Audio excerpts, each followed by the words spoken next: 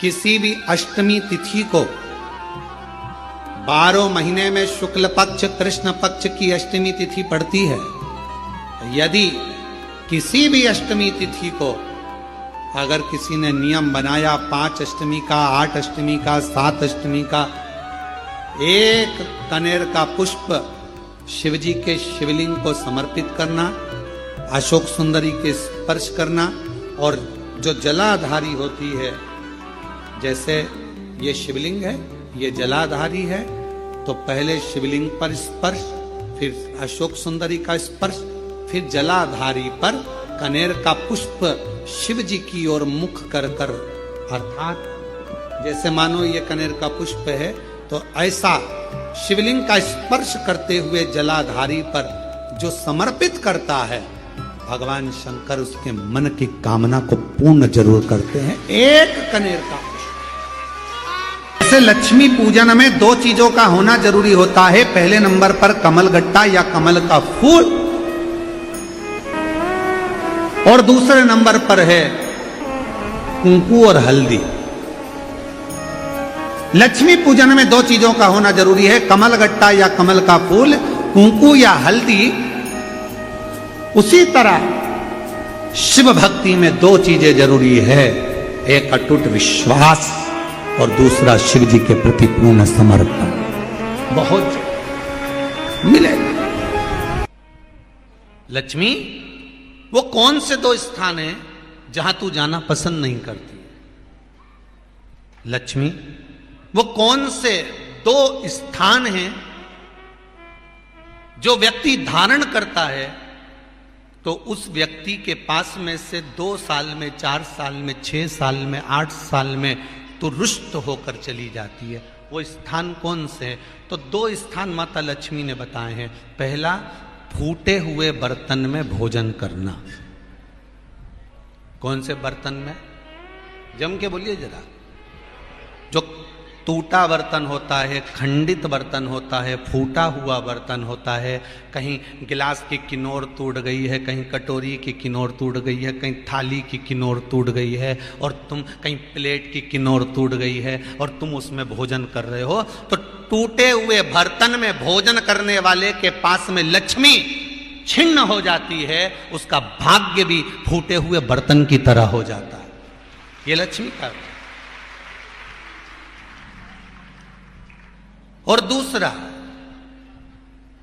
फटे हुए वस्त्र धारण करने वाले का भाग्य भी फटे हुए वस्त्र की तरह, जैसे फटा हुआ कपड़े का रेसा रेसा निकलता है, उसी तरह फटे हुए वस्त्र धारण करने वाले के भी जिंदगी में परिश्रम का रेशा निकलता रहता है, पर उसको सुख का भान नहीं होता।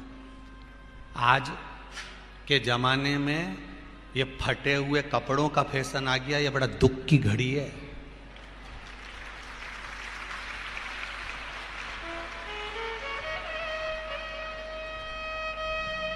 ये बड़ी दुख की घड़ी है महाराज, और लोग उसको फैशन समझ रहे हैं। पहले तो कम फटा होता था, पर आज के जमाने में तो इतना इतना फट गया, ऐसा लगता है कि दिवाली का बम चलाने गया था दीपावली पे और बम कपड़ों के बीच में से फट गया। इसलिए वो कपड़े कब पहनेंगे तो ने अब पहन लिया। शास्त्र कह रहा है, लक्ष्मी कह रही है माता पार्वती को कि 2 जगह पर अगर ये 2 क्रम जिस जीव के होते हैं उसके पास में से लक्ष्मी 5 साल में, हम कई बार कहते हैं इन बच्चों को नहीं मालूम, इन नवयुवक लड़कों को नहीं मालूम, इन नवयुवक बेटियों को नहीं मालूम कि फटे हुए कपड़े पहनने का फल क्या है। आज नहीं, विवाह कर कर जब जाएगी तो मायके से जब ससुराल जाएगी, तूने कुंवारी अवस्था में तो खूब फटे हुए कपड़े पहन लिया ने, मम्मी मैं तो जीन्स लूंगी ने, ये लूंगी, तो खूब फटे हुए पहन, पर वहां जब जाएगी तब मालूम पड़ेगा कि रोना किसको कहते हैं। आज तो पहन लो, वो उसी में की बात है। कल वाली बात याद कर लो, अभी खाओगे तो कुछ दिन के बाद ब्लड बनेगा, और ब्लड बनेगा तब जाके ये शरीर में दौड़ेगा। आज की आज तुमने रोटी खाई तो क्या आज की आज ब्लड बन गया? जम के तो बोलो रे खरगोन वालों, नहीं बनाना। आज खाया है तो ब्लड 8 दिन में, 4 दिन में, 6 दिन में, 2 दिन में, 5 दिन में, 3 दिन में बनेगा। आज की आज ब्लड नहीं बनेगा। आज खाया तो 2 दिन में ब्लड तैयार होकर तुम्हारे शरीर में दौड़ेगा, शरीर में दौड़ेगा तो तुम्हारा शरीर भी चलेगा। उसी तरह तुमने अगर युवानी अवस्था में, कुंवारी अवस्था में ये फटे हुए कपड़े पहने हैं तो जब तुम्हारी अवस्था बढ़ेगी ना, आज नहीं रोना पड़ रहा। आज के जमाने में तो फैशन है साहब, फैशन है तो आज पहन ले, बाद में रो ले, रो बाद में बैठ। नहीं, ताली बजाने से कुछ नहीं होगा री जीजियो, फालतू की बात है। आज यहां से जाते से ही अपने को एक ही काम करना, जितना फटा हुआ कपड़ा है इनके सबके पोछा लगा दो, बाल्टी में डुबाई डुबाई के। ये ताली बजाने से कुछ नहीं होगा। लोग तो कब से चिल्ला रहे हैं हम सुधरेंगे, जम के तो बोलो।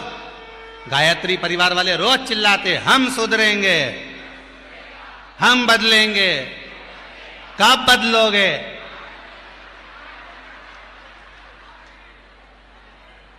जबरदस्ती का चिल्लाता फिरो हम बदलेंगे, हम बदलेंगे।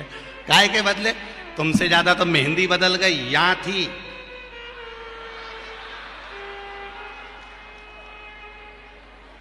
और बची कुची थी तो यहां पहुंच गई। यहां और पूर्णा कथा करने गए हड़पसर में तो वहां पूछ लिया हमने, हड़पसर में जाकर तो हमने पूछा, तनु इधर आ बेटा। अब जजमान के घर की छोरी, हमने कहा बेटा ये तूने क्या करा? अरे गुरुजी वो टेटुआ ने टेटू बनवाया है। हमने कहा कितने का बनवाया? अरे गुरुजी 700 रुपए का। हमने कहा तुम मुंबई पूना वाले फालतू का खर्चा करते हो, 700 रुपए का कहीं गाय को चारा देते तो बेचारी 2-4 दिन तक खाती। अब 700 रुपए का तूने टेटू बनवाया। अरे गुरुजी फैशन चल रहा है। तो हमने कहा बनवाने की जरूरत क्या थी, खुद बना लेती, फ्री में बन जाता।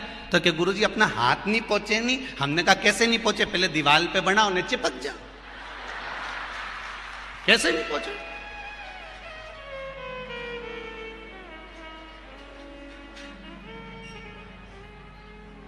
हम सुधरेंगे। अच्छे से तो अब तो तुम एक बार भी नहीं बोले। डाउन।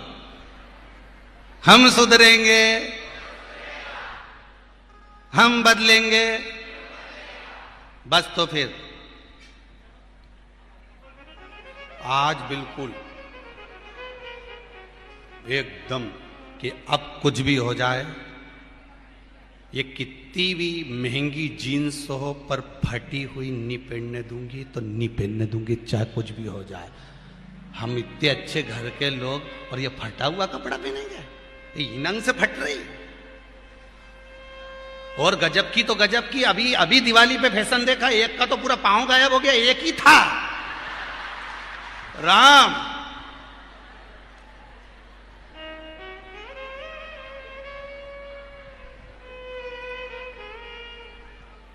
ए सुधर जाओ रे, जितने सुन रहे हो, नहीं तो सिधर जाओ रे। सुधरना जरूरी है।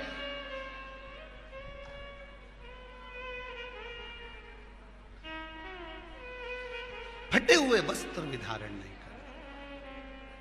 घर की बेटियां, घर के लोग ऐसे कपड़े पहने, ये श्रेष्ठता नहीं है महाराज। थोड़ा सुधार। कहा शरीर को भोगना था, फिर मनुष्य क्यों ये जीव आत्मा क्यों भोग? क्योंकि जीवात्मा मरती नहीं। इसको जब भुगताया जाता है तो ये भोगती रहती है, तड़पती है, चिल्लाती है, अब नहीं करूंगी गलती, क्षमा कर दो मुझको।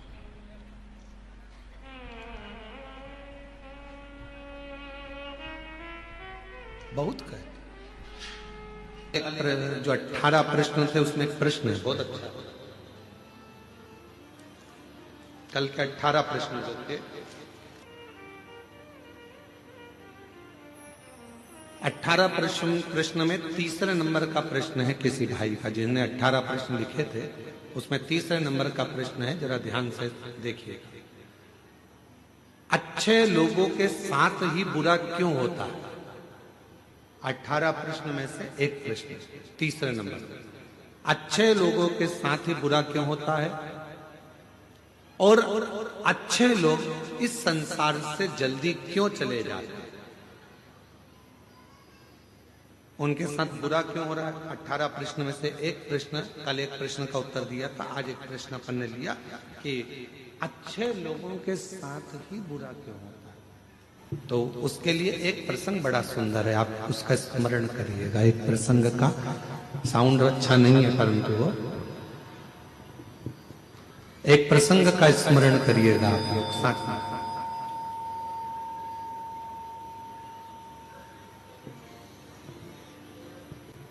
एक बार भगवान नारायण और देवऋषि नारद दोनों भ्रमण करने के लिए चले।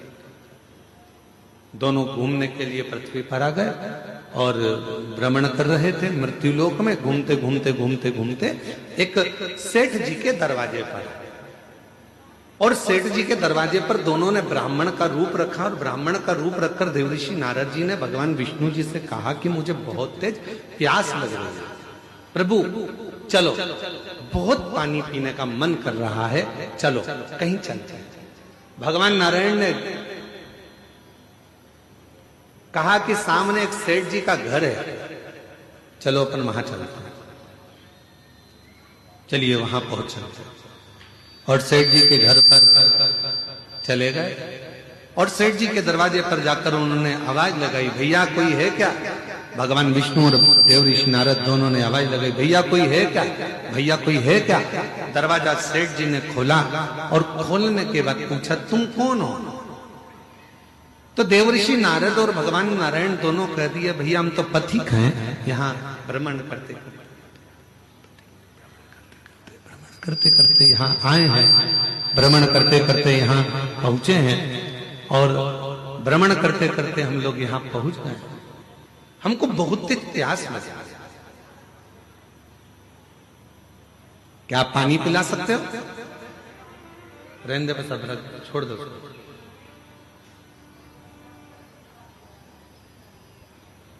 क्या आप हमें पानी पिला सकते हो? और इतने में सेठ जी बाहर आए, दरवाजा खोलकर कहा, नौकर समझ रखा है क्या? तुम्हारे पिताजी छोड़कर गए हैं क्या यहाँ पर किसी को पानी पिलाने के लिए? चलो निकलो यहां से। पानी पीने आए और सेठ जी ने धक्का मार दिया और दोनों को बाहर निकाल दिया। देवऋषि नारद ने भगवान विष्णु से कहा, इसको धन का अहंकार बहुत ज्यादा, श्राप दे दो इसको कि पूरा बर्बाद हो जाए। इतने में भगवान विष्णु ने पलट कर दोनों हाथ ऊंचे कर कर कह दिया, भगवान करे तेरे घर में और लक्ष्मी बढ़ जाए, तेरे घर में और संपदा बढ़ जाए, तेरे घर में और धन बढ़ जाए। देवऋषि नारद को तो गुस्सा आ गया। नारद जी ने कहा, प्रभु कैसी बात करते हो, तुम्हें तो इसको श्राप देना चाहिए कि बर्बाद हो जाए, और तुमने उसको आशीर्वाद दे दिया कि उसके घर में और धन आ जाए। कितना बेकार व्यक्ति, उसको और तुम वर देकर जा रहे हो। और आगे चले, नारद जी से भगवान ने कहा चल और आगे चलते। और आगे गए तो एक बूढ़ी माँ का झोपड़ा था, और बूढ़ी माँ के झोपड़ा, छोटा सा झोपड़ा था। दरवाजा बजाया, माँ प्यास लग गई, माँ पानी, माँ बहुत तेज प्यास लग रही है, पानी पीना। बूढ़ी माँ ने दरवाजा खोला, आसन बिछाया, बिठाया, अंदर से पानी लाकर पिलाया, फिर गई गिलास में गरम गरम दूध लाकर दोनों को दे दिया और कहा, लो बाबा दोनों दूध पियो फिर जाओ। और दोनों दूध पीकर जाने लगे। देवऋषि नारद जी ने कहा, देखो कितनी अच्छी माँ है, पानी भी पिलाया, आसन भी दिया, दूध भी पिलाया, प्रभु इसको वर दे दो। भगवान विष्णु ने उसकी ओर देखा और उस बूढ़ी माँ को देखकर भगवान नारायण ने हाथ उठाकर कहा, जा तेरी जो गाय है वो मर जाए।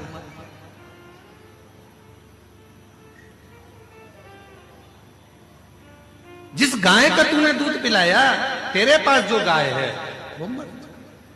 अब तो नारद जी को बहुत क्रोध आया। नारद जी ने कहा, वो सेठ जी ने धक्का मारकर निकाला, उससे कहा कि तेरा धन बढ़ जाए। और वो बिचारी ने पानी पिलाया, दूध पिलाया, आसन लगाया, और तुम उससे कह रहे हो कि जिस गाय का दूध तुमने दूध पिया वो गाय ही मर जाए। भगवान नारायण नारद जी ने कहा कि मुझे तुम्हारा निर्णय अच्छा नहीं लगा, ये निर्णय मुझे स्वीकार नहीं है, मैं इस निर्णय से खुश नहीं हूं।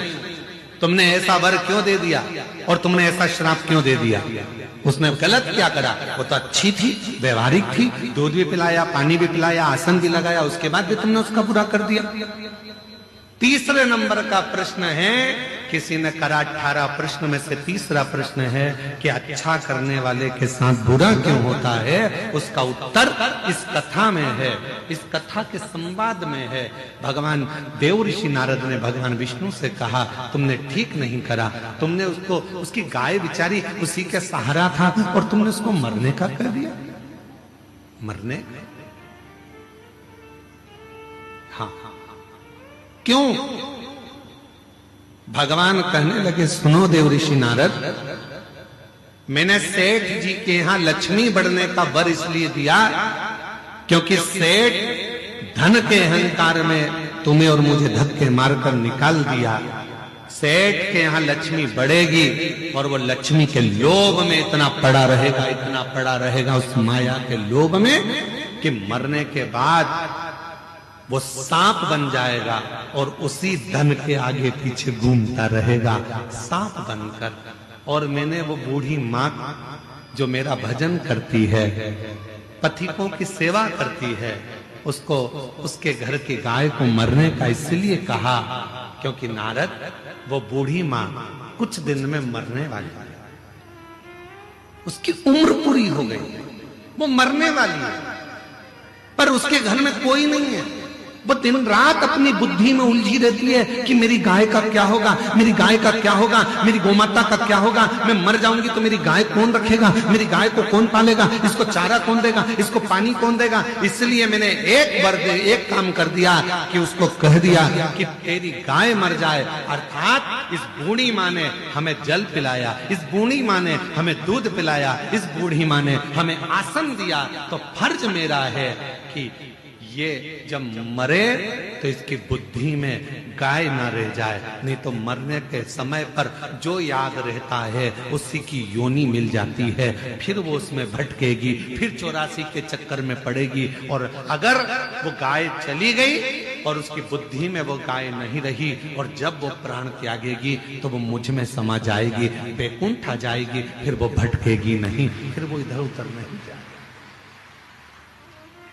अभी हमको लग रहा है कि भगवान ने हमारे साथ बुरा करा। लोग कहते हैं अच्छे लोगों के साथ बुरा क्यों होता है, पर याद रखना अच्छे के साथ बुरा इसलिए होता है कि भगवान उसको पकड़कर अपनी मंजिल तक ले जाना चाहता है। बुरा इसलिए हो रहा है कि भगवान उसको संभालना चाहता है। बुरा इसलिए हो रहा है क्योंकि वो उसको हाथ पकड़कर उसकी मंजिल तक पहुंचाना चाहता है। आप उसको समझते नहीं, बस अपनी बुद्धि से लगे और कह दिया बेचारा कितना अच्छा था, मंदिर जाता था, एक लोटा जल चढ़ाता था। कई लोग कहते अरे गुरुजी हम मंदिर गए, हमने भगवान को जल चढ़ाया, भगवान की सेवा करी, भगवान का स्मरण करा, उसके बाद मेरा एक्सीडेंट हुआ, मेरा हाथ टूट गया। अच्छा हुआ कि तूने जल चढ़ाया और हाथ टूटा, नहीं तो उस समय पर तो तेरे प्राण जाने का समय था। पर बड़े तलवार की नोक को भगवान ने सुई की नोक पर निकाल दिया और तेरे हाथ को तोड़कर उस समय की काल घटना को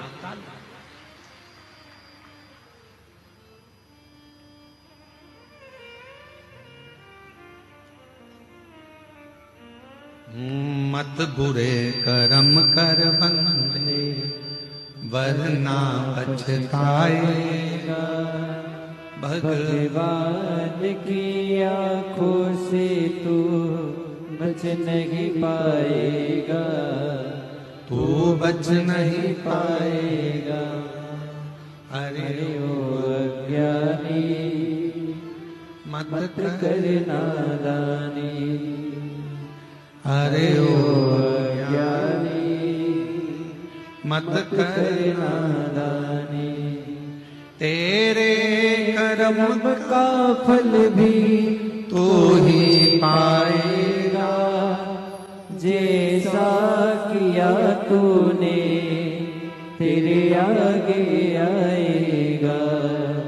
मत बुरे कर्म कर बंदे वरना पछताएगा, भगवान की आंखों से तू बच नहीं पाएगा, तू बच नहीं पाएगा। अरे ओ अज्ञानी मत करना दानी। ये वो पवित्र धरा है। शिव महापुराण की कथा कहती है, शंकर भगवान का चरित्र कहता है, शिव तत्व कहता है। यहाँ हमारा शास्त्र वर्णन करता है कि शिव को पहचानना, शंकर को जानना बहुत कठिन है। शिव गुरु कब आता है, कब जाता है, कब कृपा करता है, किसी को मालूम नहीं पड़ता।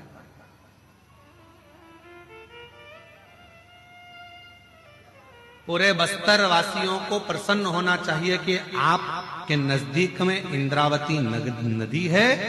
वो नदी जहां पर भगवान देवाधिदेव महादेव स्वयं शिव गुरु बनकर इंद्र की धर्म पत्नी को, उसके पति को मार्ग प्रशस्त करते हैं, उसका पथ दिखाते हैं।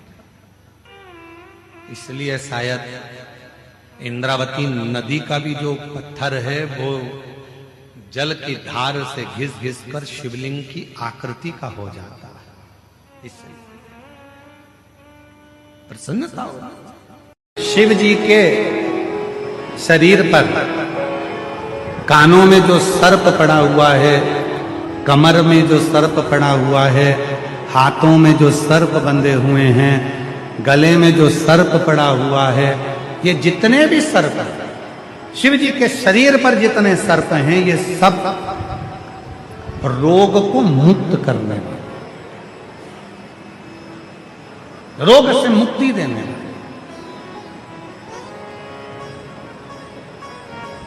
एक शिव जी का नाम है नीलांबेश्वर महादेव। जरा जम के बोलेंगे सभी लोग, कौन सा महादेव? नीलांबेश्वर महादेव। फिर से बोलकर देखिए, पहले सुनो उसको अच्छे से, गलत नाम का स्मरण ना है। नीलांबेश्वर महादेव, जम के बोलो। शिव जी का एक नाम है। शिव जी के गले में जो वासुकी नाग पड़ा हुआ है, कानों में पद्म और पिंगल पड़े हुए हैं, शिव जी की कमर पर एक सर्प बंधा हुआ है जिसका नाम है नील, इसलिए शिव जी का नाम नीलांबेश्वर। एक सर्प कमर में बंधा हुआ है शिव, उसका नाम है नील, इसलिए शिव जी का नाम नीलांबेश्वर महादेव पड़ा। मेरी कई जीजियां कहती हैं, कई माताएं कहती हैं कि गर्भाशय में गांठ हो गई, गर्भाशय को डॉक्टर ने कह दिया कि खराब हो गया है।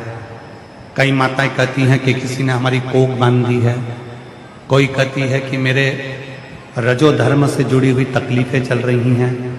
कभी रजस्वला धर्म बढ़कर आता है, कभी रजस्वला धर्म घटकर आता है। कभी इतना कष्ट होता है रजो धर्म में कि पेट दर्द ही दर्द करता है। कई पुरुष ऐसे हैं जिनको पेट में कहीं ना कहीं यूरिन से जुड़ी हुई प्रॉब्लम हो जाती है, कहीं ना कहीं किसी न किसी रूप में प्रोस्टेट या आदि बीमारियां उसको घेर लेती हैं, उसको तकलीफ आने लगती है। तो मेरे शिव जी का एक नाम है नीलांबेश्वर महादेव। सभी लोग बोलेंगे प्रेम से, बोल नीलांबेश्वर महादेव की हार हार महादेव श्री शिवाय। शिव जी का एक नाम है नीलांबेश्वर महादेव। वामन पुराण पृष्ठ संख्या 12 अध्याय 2 में वामन पुराण में श्री वेदव्यास जी वर्णन करते हैं, शिव जी के कमर में एक सर्प बंधा है जिसका नाम है नील। नील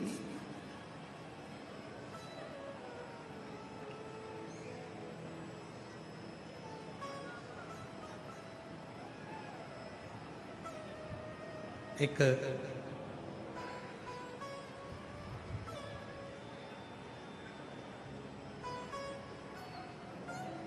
जैसे बेलपत्री है, ध्यान दीजिएगा, थोड़ा सा स्मरण करिए।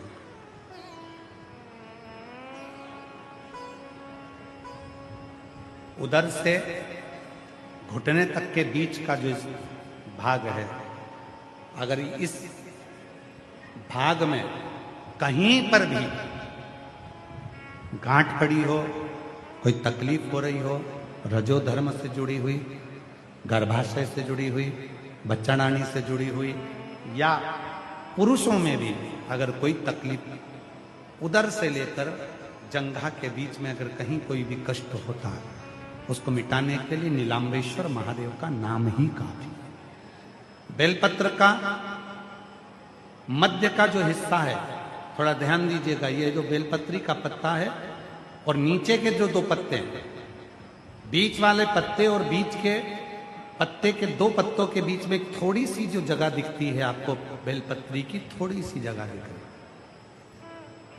इस थोड़ी सी जगह में दुर्वा को रखकर, दुर्वा के साथ में नीलांबेश्वर महादेव के नाम से शिव जी के ऊपर केवल एक ही पत्ते को 7 बार नीलांबेश्वर महादेव, नीलांबेश्वर महादेव, नीलांबेश्वर महादेव 7 बार शिवलिंग के ऊपरी मुख, जो पंच मुख हैं शंकर भगवान के 5 मुख, फिर वो कल वाली बात, एकानंद पंचानन राजे, भोले पंचानन राजे। और वह 5 मुख शंकर भगवान के, पूरब, पश्चिम, उत्तर, दक्षिण, और एक मुख शिव जी का आकाश में। तो नीलांबेश्वर महादेव के नाम से जो तुमने दुर्वा को बीज के स्थान पर रखा है, बेलपत्री को पकड़कर शिव जी को 7 बार नीलांबेश्वर महादेव, नीलांबेश्वर महादेव 7 बार, 7वीं बार में उसको शंकर जी को समर्पित कर 7 बार ही लोटे से जल समर्पित करना है। उस जल को झेल कर लाना है, बेलपत्री और दुर्वा वापिस लेकर आना है। दुर्वा को सुबह, बेलपत्री को प्रदोष काल में चबा चबा कर खाना है, और शिव जी के जल को रात्रि में सोने से पहले पी लेना है। धीरे धीरे अगर गांठ भी शरीर में हो गई होगी या यूरिन से जुड़ी हुई कोई प्रॉब्लम हो गई, तो धीरे धीरे मेरा बाबा उसको समाप्त करते जाएगा और स्वस्थ करते। डॉक्टर का इलाज भी करवाओ, दवाई भी लो, जांचें भी कराओ, और ये सब साथ में करते हुए साथ में बेलपत्री। कौन से महादेव? सब लोगों को नाम स्मरण वापिस होना चाहिए, इसलिए आप बोलोगे तो पड़ोसन अगर कुछ गलत बोल रही होगी तो उसको याद हो जाएगा। नीलांबेश्वर महादेव शिव जी के वामन पुराण के पृष्ठ संख्या 12 अध्याय नंबर 2 में वेद व्यास जी वर्णन कर रहे हैं नीलांबेश्वर की लीला। कटी पर जो, कमर पर जो सर्प